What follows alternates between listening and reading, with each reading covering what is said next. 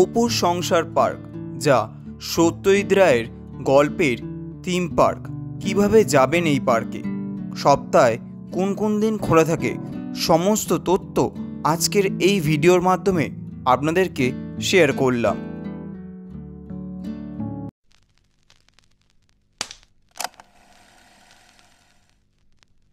নমস্কার বন্ধুরা, আশা করি সকলে ভালো আছেন এবং সুস্থ আছেন। একটি নতুন ভিডিওতে আপনাদের সবাইকে জানিয়ে স্বাগতম। আজকে আমি এসেছি অপুর সংসার পার্কে। এই অপুর সংসার পার্ক সপ্তাহে কোন কোন দিন খোলা থাকে এবং কটা থেকে কটা পর্যন্ত খোলা থাকে, এই সমস্ত তথ্য থাকছে আজকে ভিডিওতে। তাহলে চলুন আর বেশি দেরি না করে আজকে ভিডিওটি শুরু করা যাক। নিউ টাউনের অ্যাকশন এরিয়া 1B স্নেহদিয়ার পিছনে অবস্থিত অপুর সংসার পার্ক এক অভিনব ধারণার বাস্তব রূপ। প্রায় 1.5 একর জমিতে গড়ে ওঠা এই থিম পার্কটি তৈরি করেছে new town Kolkata development authority অর্থাৎ NKDA। একটি প্রতিযোগিতার মাধ্যমে সেরা ভাবনাটি বেছে নেওয়া হয়, যার ভিত্তিতে স্থপতি শৈবলকর ও তার দলকে দায়িত্ব দেওয়া হয় এই প্রকল্পের। এবার আপনাদের জানাবো আপনারা এই পার্কে আসবেন কিভাবে। হাওড়া, শিয়ালদা কিংবা কলকাতার যে কোনো প্রান্ত থেকে আপনারা যদি এই পার্কে আসতে চান, নিউ টাউনগামী যে কোনো বাসে উঠে পড়ুন। নামতে হবে অ্যাক্সিস মলে। অ্যাক্সিস মল থেকে এই পার্কের দূরত্ব প্রায় 1 থেকে 1.5 কিলোমিটারের মধ্যে, যা আপনারা হেঁটেও যেতে পারেন কিংবা টোটো রিক্সাও রয়েছে। টোটো রিক্সার মাধ্যমে অতি সহজেই পৌঁছে যাবেন এই পার্কে। সপ্তাহে প্রতিদিনই এই পার্ক খোলা থাকে। সকাল 5টা থেকে রাত্রি 8টা পর্যন্ত এই পার্ক খোলা থাকে। এই পার্কে কোনো প্রবেশ মূল্য নেই।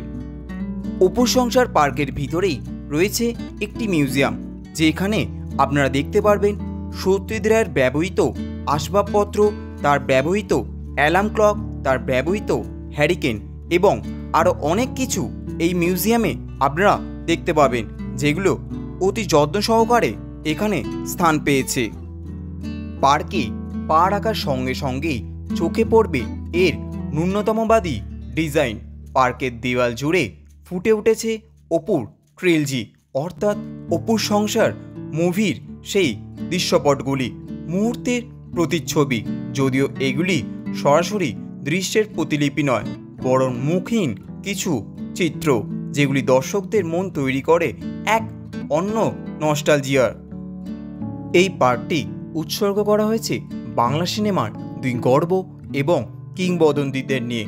একজন হলেন আমাদের সকলের প্রিয় অভিনেতা সৌমিত্র চট্টোপাধ্যায়, অন্যজন হলেন নোবেলজয়ী আমাদের সকলের প্রিয় পরিচালক সত্যজিৎ রায়। 1959 সালে মুক্তিপ্রাপ্ত অপুর সংসারের মাধ্যমে সৌমিত্র চট্টোপাধ্যায়ের অভিনয় জীবনের সূচনা।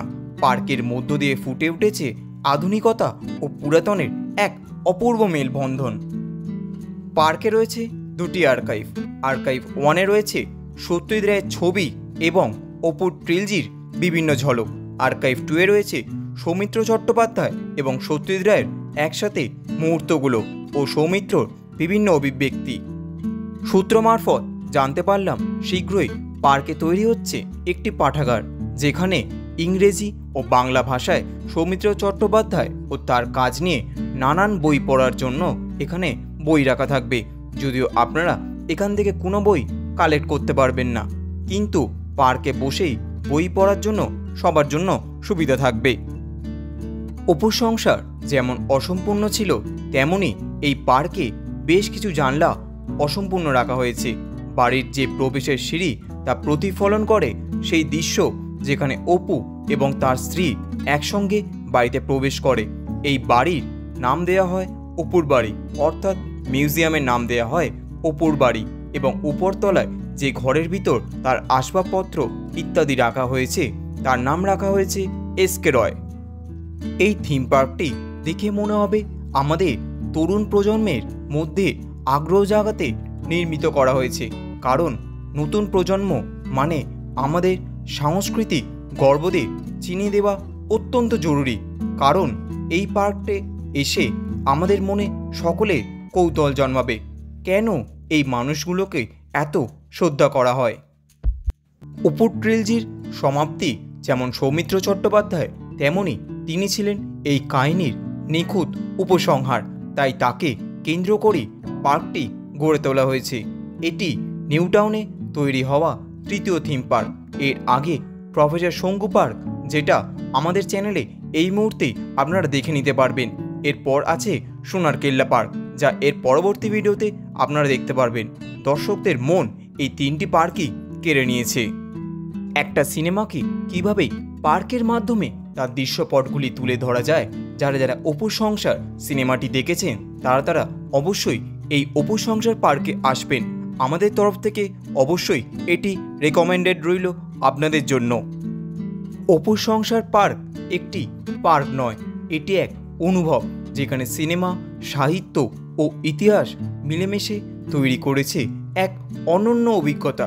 পার্কটি সব বয়স্ক মানুষের জন্য উপযোগী হলেও বিশেষ করে তরুণদের জন্য মনে বাংলা চলচ্চিত্রের কিংবদন্তিত্বের নিয়ে চিনিয়ে দেওয়ার এক নতুন পথ খুলে দিয়েছে।